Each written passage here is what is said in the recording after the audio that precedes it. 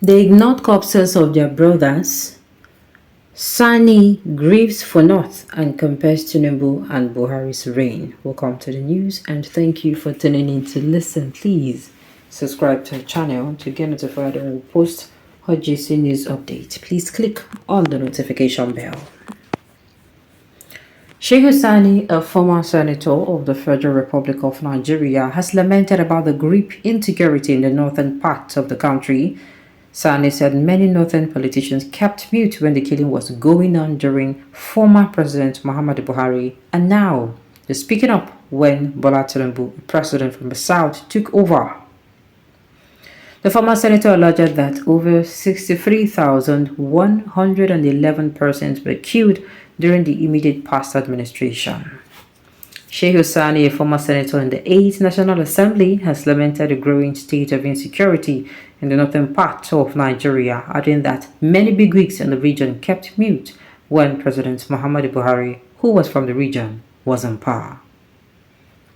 The former lawmaker in a veiled message said Buhari's loyalists in the region kept quiet for 8 years of the former president's administration and defended a Katsina-born politician rather than speaking the truth to power.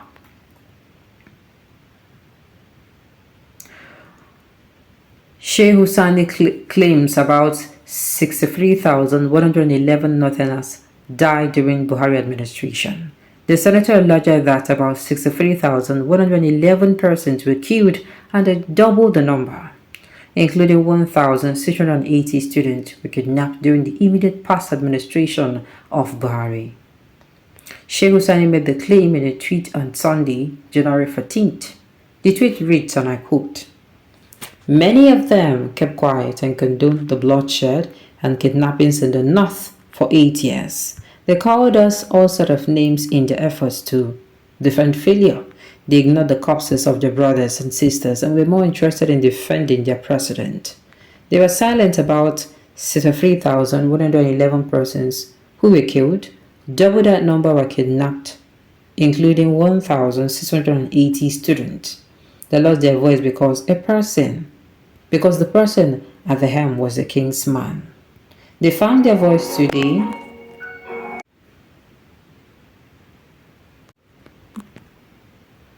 They found their voices today because the person at the helm is not the king's man." Shehu Sani's tweet came shortly after former Minister of ex-President Buhari, Musa Ali Pantami, announced that his friend has donated 50 million naira ransom to some girls. 50 million naira ransom for some girls from kidnappers. Now, the thing is, this is what I keep saying. It is until we start treating each other with equity. When I mean each other, I mean any crime that happens in the north should not be treated with kid's glove. And the one that happens in the south should not be treated with, different. Equity should be everywhere. What did the Constitution say about murderers, those who killed? What did the Constitution talk about kidnappers, those who kidnap? What does the Constitution talk about people who practice terrorism? Carry out whatever the Constitution says. In fact, it should not be a thing of, how am I going to put it, waiting to be told, where the president will not call or the judiciary will not call. It is already there, so anybody can actually effect it. You don't need to call people aside and they are doing, hey, my lord, may I. No. What is the commission or what is the consequence or penalty of someone who kidnaps? Carry out the penalty on that person. Whether the person is from the north, whether the person is from the south, wherever the person comes from, Jupiter, Uranus, Plato, Mars, Neptune, wherever, carry out whatever consequence.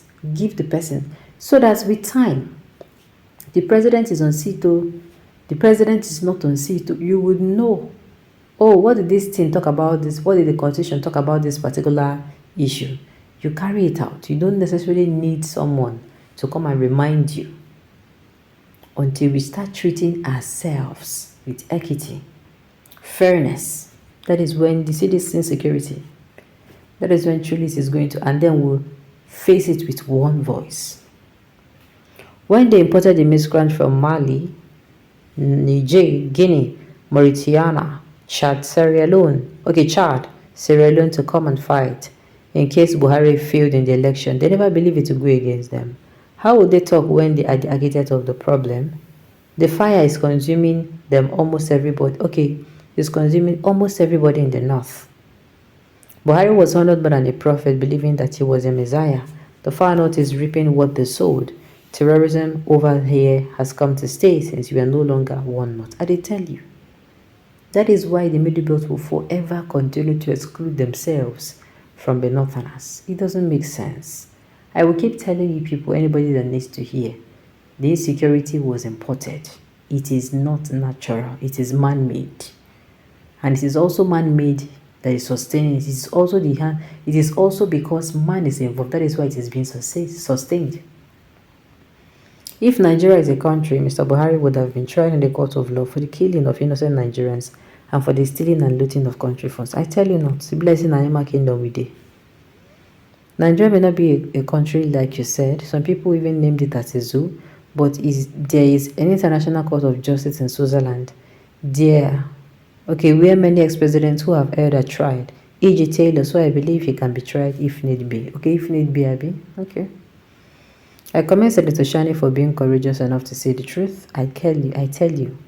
Meanwhile, I have a question. How does Nana feel when his brothers and sisters are slaughtered like goats? It seems like it means nothing to them. Hence, Buhari introduced rehabilitation for arrested murderers in his region while holding Kanu in prison for talking. It is the highest injustice. The idea of rehabilitation introduced by Buhari has contributed negatively to the war against Boko Haram.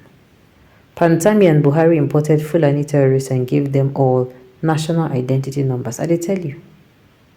This is why you should know that the 80s atrocities you brought on Nigeria should not be blamed on the Southeast and the South. Don't mind the poor-minded Northerners. Buhari has not openly condemned the evil activities of the Fulani. I tell you. If the government wants insecurity to end, this month, called January, it will end. It doesn't need to do too much. It doesn't need to wave a magic wand. It will end.